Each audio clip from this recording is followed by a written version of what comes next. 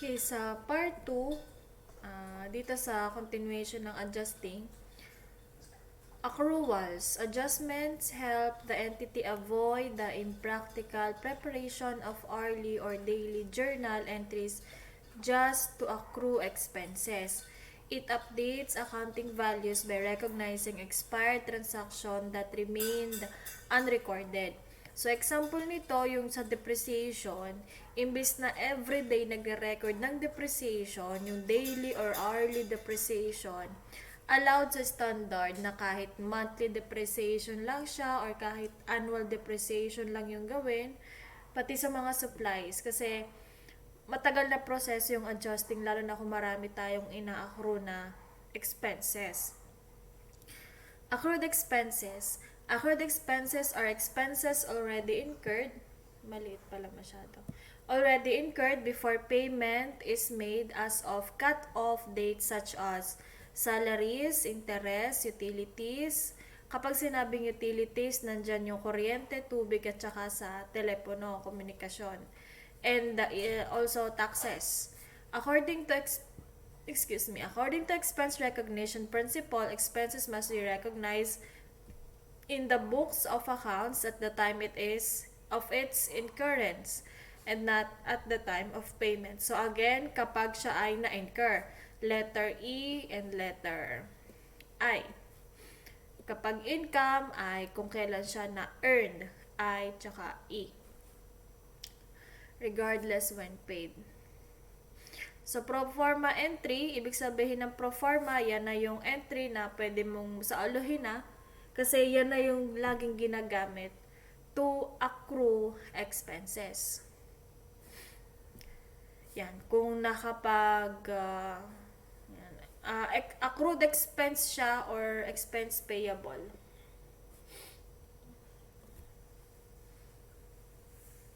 Parang wala pang movement dyan ng asset.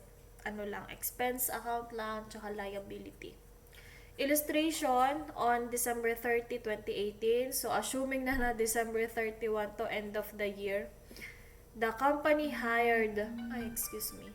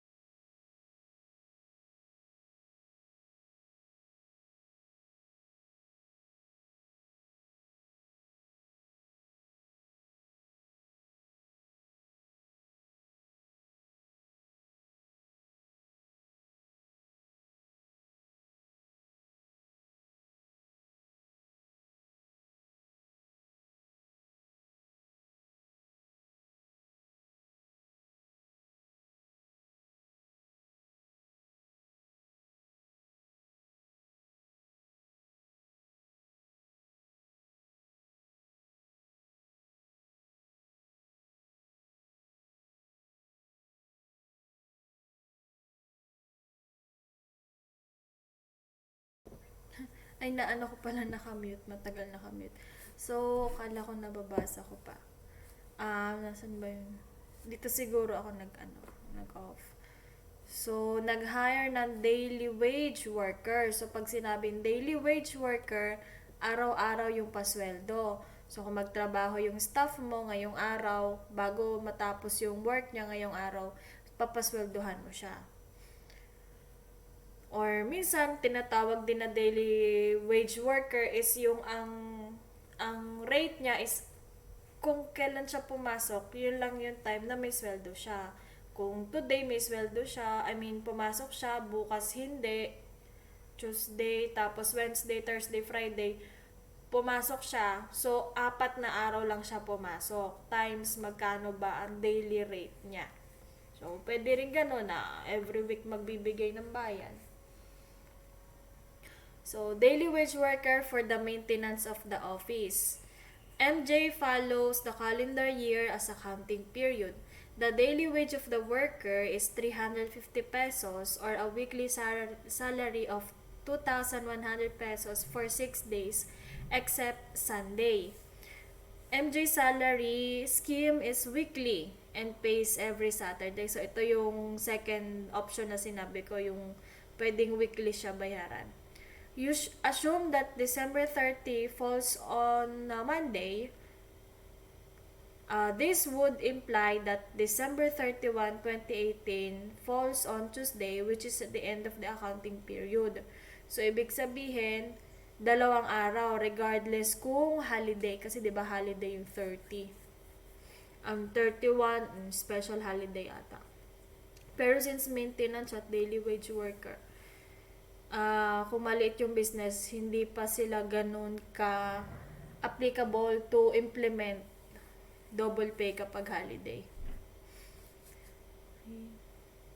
So as an analysis, starting December 30, yung salary expense na na-incur, ang cut-off natin is December 31. Kung na-hire siya noong December 30 at nag-work na siya ng December 30, ang cut-off ay December 31. So, nag-work siya ng 2 days. December 30 at December 31. And, the unpaid salaries expense for 2 days as of the end of the accounting period is equivalent to 700. 350 times 2. Though the scheduled payment is on January 4 pa, so next year pa, yung yung Saturday, diba? Saturday ang January 4. Kung hindi naman, di assume natin na January 4 ay Saturday. The 2-day salary expense should be recognized because it has been incurred already. So, di ba, meron kang Monday, Tuesday, Wednesday, Thursday, Friday, Saturday.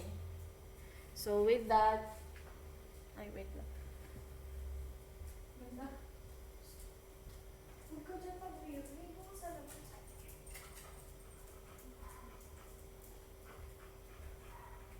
Yan, December 31, nasa na? So, Monday, Tuesday, Wednesday, Thursday, Friday, Saturday, 6 days.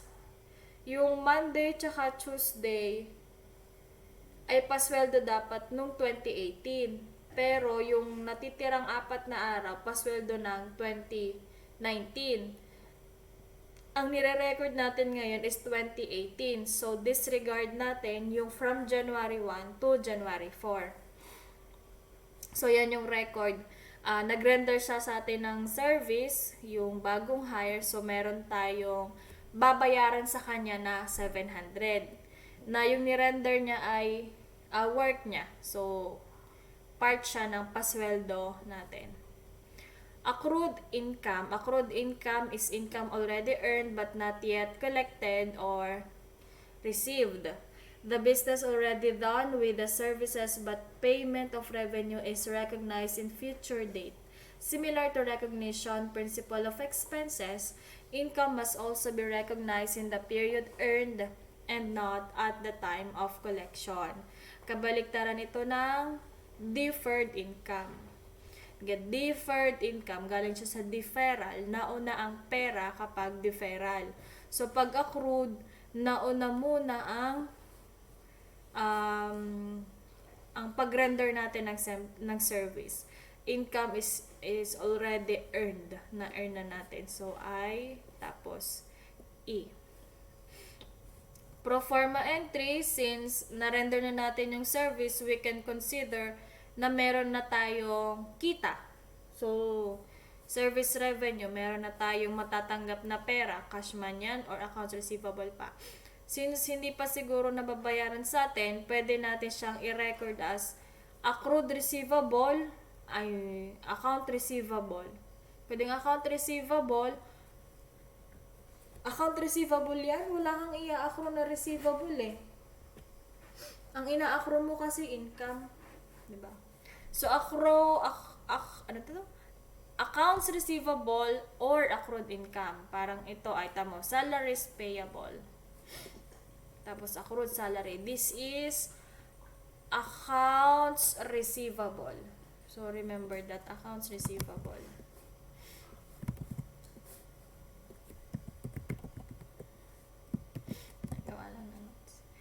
Note, the account titles of accrual and income should be clearly identified in the adjusting entry. Another illustration, so December 20 naman to, December 20. The company received a contract for exclusive use of its 2 drivers to assist the foreign guests of a well-respected client for 3 months.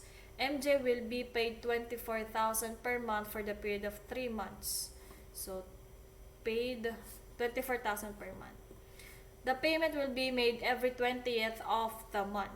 So, kung every 20th of the month and nagkontrata kayo ng December 20, ang una niyang pagbabayad sa atin is January 20, 2018. So, kung nag-note kayo or scratch paper, so nung January 20, 2019 pala, yun yung unang bayad.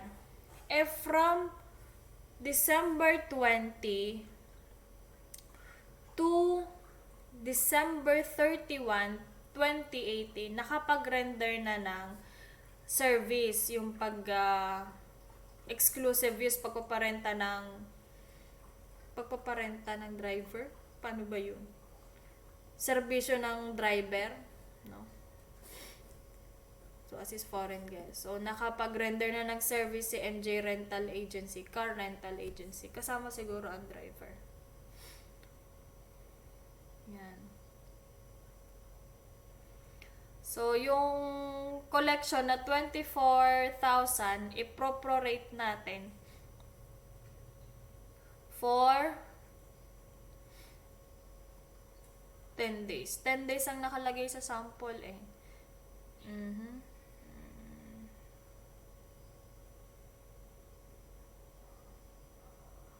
So, 1, 2, 3, 4, 5, 6, 7, 8, 9, 10, 11. Yan. Siguro para madali yung computation. Kasi ang compute ko 11 days eh. Question ngayon, ano bang gagamitin? 11 days o 10 days? For for easier presentation, pwede na din ang 10 days. Pwede din naman ang 11 days. So again, paulit-ulit kung sabi, discretion ng management. Allowed siya na 10 days kasi kumbaga isipin mo, 1/3 of 1 month lang naman yung nagamit. At nagkataon lang na merong 31st day ang December. Kung wala, 10 naman siya. So siguro inassume na parang 30 days per month ang meron. It's okay din naman kasi konting discrepancy lang yan. For presentation purposes.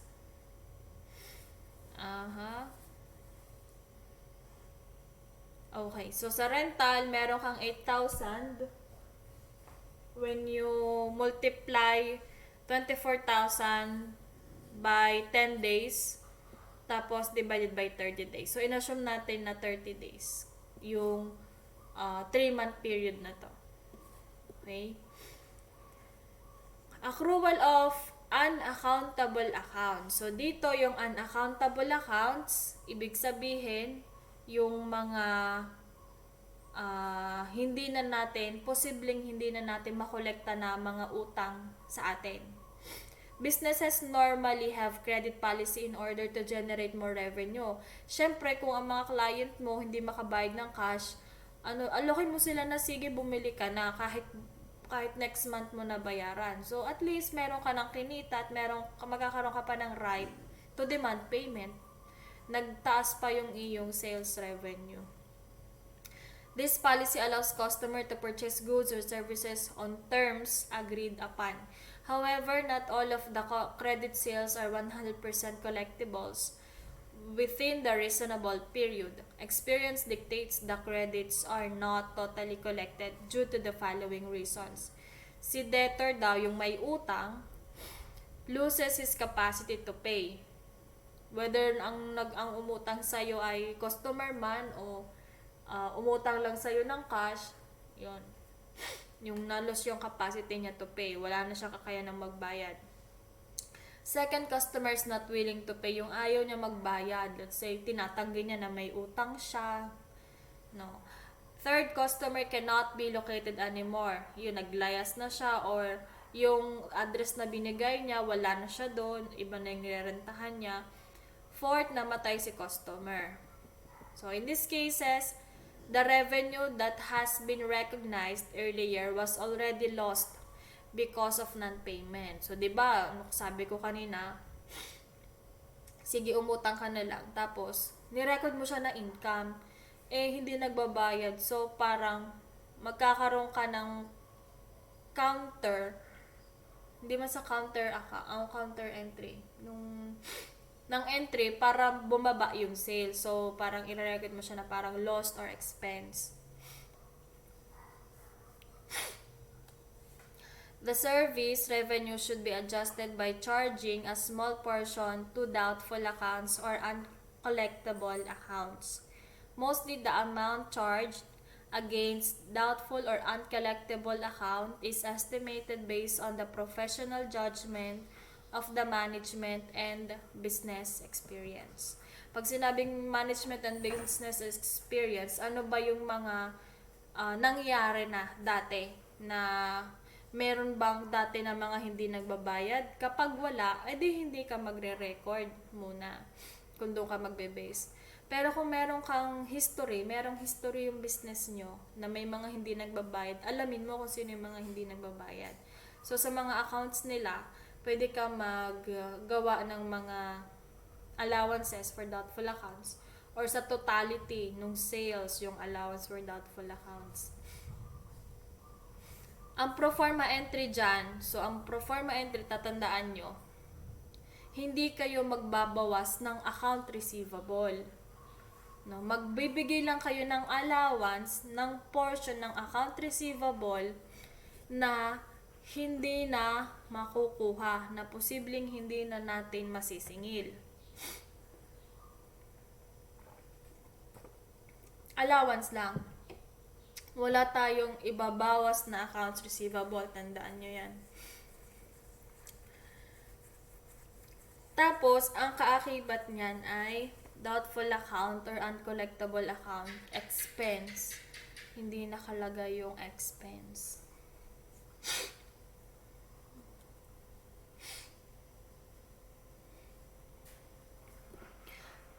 Ang basis ng estimating of doubtful accounts can be based sa percentage of... Wait lang, babahin ko.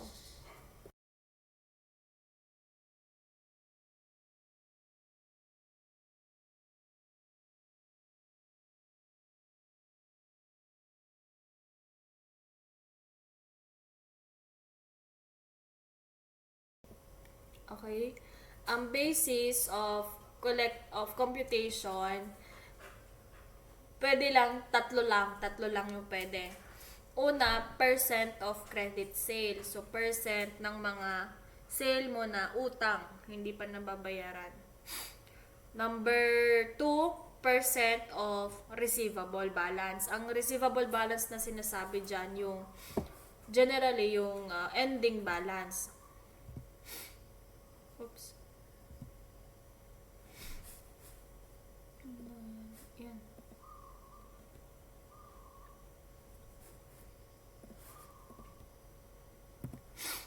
Okay. Yan. And yung last, based on aging of receivables. So, ano bang pinagkaiba-iba niyan? Kasi, posible, may matanong sa inyo na tungkol dito. So, percentage of credit sale.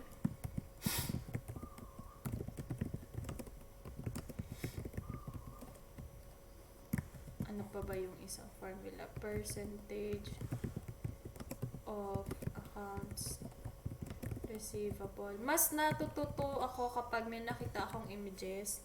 Kumbaga yung infographics, no, kung yun ang tawagin. Ayaw na mag-search.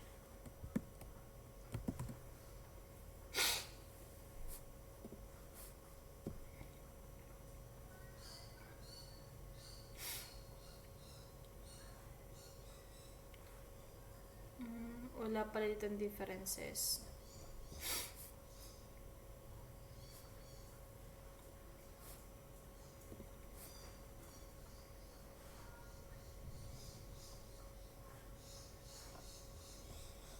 Paano ba siya madaling? Sa percentage of credit sales, isa-isahin natin. Percentage of credit sales method. So, let's say, open like in new tab. Isa-isahin na natin. Dito malaki. Ano? May sales daw na credit sales na 120,000. And ang estimated na bad debt is 3/4 of 1. So, 0.75%. So, yung 0.75%, mag-move ka ng 2 places para maging decimal. 900 pesos yung iyo na mismo budget expense. Okay? Ganyan ang computation kasi ang basis natin is sales. Okay? Ang basis natin ang sales. Sales is part of financial performance or the income statement. So, ang mapoproduce niya na value na ay magiging part din ng income statement. So, income statement to income statement. Kaya, diretso siya sa bad debt expense. Yun yung mako-compute mo. Percentage of accounts receivable.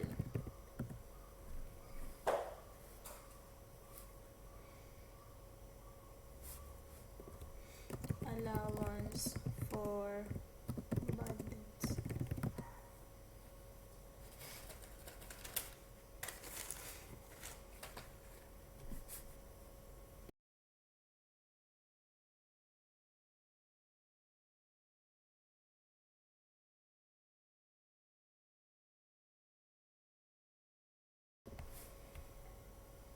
Ito.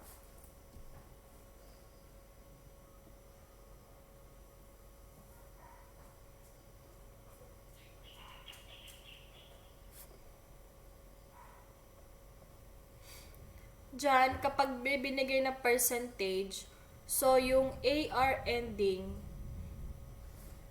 kapag minultiply mo sa percentage na given, ang makukuha mo is yung mismong allowance for uncollectible accounts.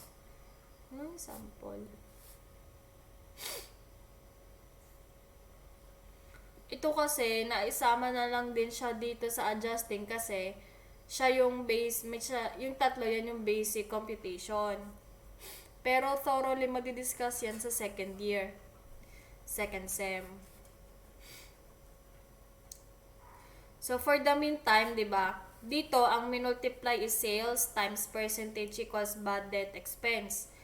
Kapag percentage of account receivable, ang iyong magiging nasa taas is accounts receivable ending times percentage equals allowance for doubtful accounts. Yun yung mismo mong magiging allowance for doubtful accounts. No, kapag may mga nadadaanan tayong mga problems na may ganun, we will explain thoroughly. I-discuss pa natin further. Pero, yun muna ngayon. Allowance for based on aging of receivables. So, based on aging of receivable, ito naman medyo technical. Ibig sabihin kasi ng aging of receivable is gano'n nakatagal sa'yo yung mga receivable. Kasi syempre, sa sobrang tagal na sa'yo ng pautang, yun yung utang na possible. Puro na possible. Yun yung may pinakamalaking percentage na hindi mo na makukuha. Hindi mo na masisingil.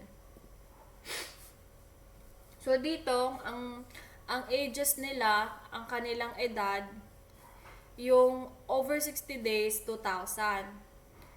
So, 160 to 120 ang edad, 75. Tapos yung, ay, under 60 pala ito. Yung over 120 days is 40,000. 40,000. Yung bago mo is 200,000. So, ibig sabihin, meron kang total na account receivable na 315,000. No, hindi mo i-add yung mga percentage, ito ay given. So, 200 times 3, 6, yan. Yan yung presentation. Tapos, ang makukuha mo is allowance for doubtful accounts. So, tandaan nyo, since ang inyong basis ng percentage is asset, ang makukuha nyo ay contra-asset. Kapag ang base nyo ay sales, which is part ng income statement, ang inyong makukuha ay expense, which is also part of income statement.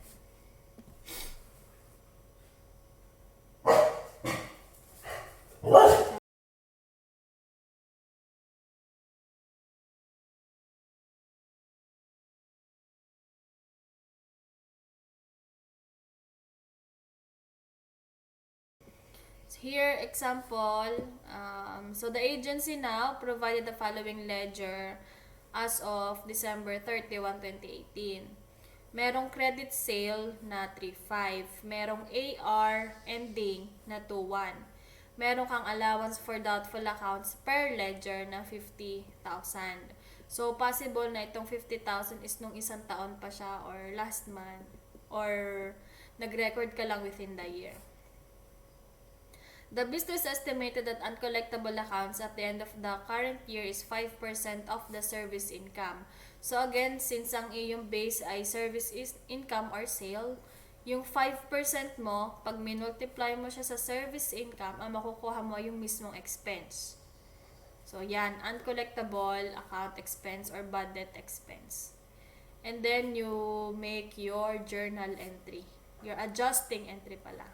So, kaya siya tinawag na adjusting kasi ginagamit sa pag-adjust. Yung journal entry, ginagamit siya na journal entry kasi chronological order. Kung ano yung nangyari nung araw na yun, yun yung iyong i-record. So, this time, adjusting entry tayo. Uncollectible, 175. Kapag percentage of accounts receivable, now same ang given. Ang sabi naman is, bakit parehas to? Ito ay, okay, palitan natin to. Sana nanonood kayo, no? At the end of the current year, 5% of the credit service income. Tama pala. Credit service income. Yung isa. Credit service income. 5% of account receivable. 5% of account receivable to, ha? 5% of account receivable. 5% of account receivable. Compute now the uncollectible accounts expense, tapos prepare tayo ng adjusting entry. Now, since naka-base na siya sa account receivable, kapag minultiply natin yung percentage sa account receivable na asset, ang makukuha natin is contra asset na allowance for uncollectible account expense or allowance for doubtful account na 105,000. Now, ito na ba yung i-entry natin, i-journal entry, di ba? Dito sa taas, kung ano yung nakuha, yun na yun. So, again, kaya tayo nag-adjusting entry, ang ating itatama dito sa part na to is yung value nung asset, yung net realizable value niya, as compared to accrual of expenses. So, since ang nakuha natin ay asset, ibig sabihin ito ang ending balance ng contra asset ng AR, which is the allowance for doubtful accounts. So, minsan pa, iba-iba yung sinasabi ko dito para alam nyo yung ibang tawag dyan. Since ang beginning balance or yung allowance per ledger ng allowance for doubtful account is 50,000, magdadagdag tayo ng 55,000 para ang ending is maging 105. So, itong 55,000 will be an additional expense, meaning yan yung value na ating ipang-a-adjust. So, dito yung 55,000 and then 55,000. Okay, net realizable value refers to the value of receivable after deducting the allowance for doubtful accounts shown as. So, pagbabanggain mo is parehas ending na value. Diba? Nasa taas. Ito AR tapos meron kang allowance for doubtful accounts. Hindi 50, hindi 50. Ang gagamitin mong pandidak is yung 105 kasi yan yung ending balance na nakuha mo dito sa taas.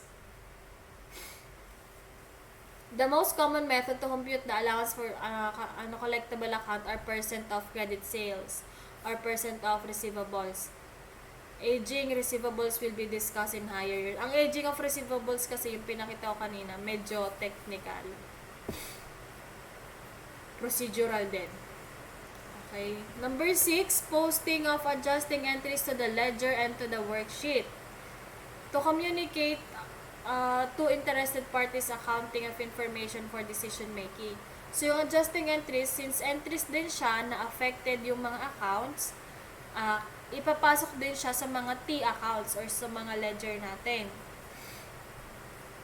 At saka sa worksheet na din para makuha natin yung post-adjusting trial balance or yung adjusted trial balance.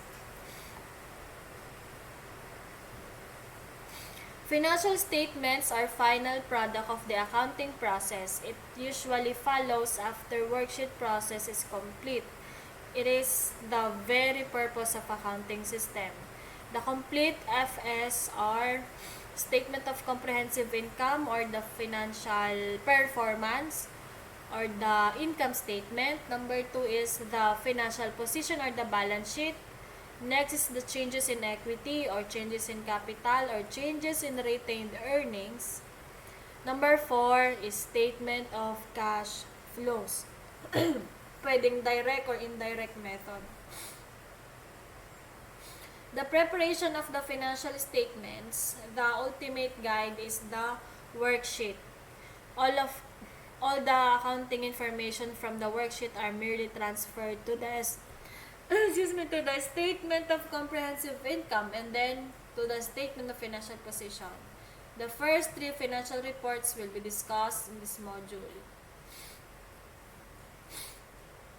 Tapos yung cash flow pala ay module 4.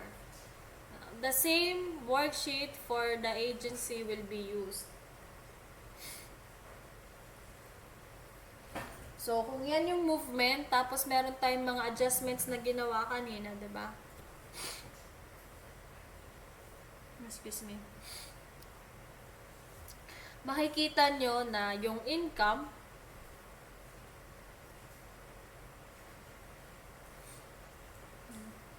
paano ba yun? 300, 360, walang movement. So, dito lang, lahat ng debit, lahat ng adjustments na debit, in-add sa trial balance na debit para makuha yung adjusted trial balance. Same din with the credit. Makikita nyo, balance naman dapat. Balance din. Dito hindi na lang hindi na siguro na nagawan. And then, balance sheet, yan. Nasa baba ang net profit. So, familiarize yourself. We will discuss din naman yung paggawa nito synchronously. Para kung may tanong habang ginagawa natin, pwede agad ma-raise. So, as of December 31, assume na may following data for adjustment. So, the actual count ng supplies ay 2,000 pesos only. So, ito pala yung mga discussion na kanina, yung additional 5 months insurance already expired. 5 o 2 months? 2 months. 2 months. 2 additional 2 months, additional 5 months. What additional 5 months? Additional 2 months. Rent expense will be adjusted to 15,000. Additional 2% will be charged as depreciation expense to vehicles and equipment. 5. Number 5, the estimated allowance for doubtful accounts will be adjusted to 2% of account receivable. So, nung una, meron tayong 2,000. Pre-computed siya kanina. Tapos, yung insurance na compute din natin kanina. Rent expense din. So, kung sinabi sa rent expense na adjusted to, rent expense to 15,000, yun ang to 15,000, yan ang mismong value na expense.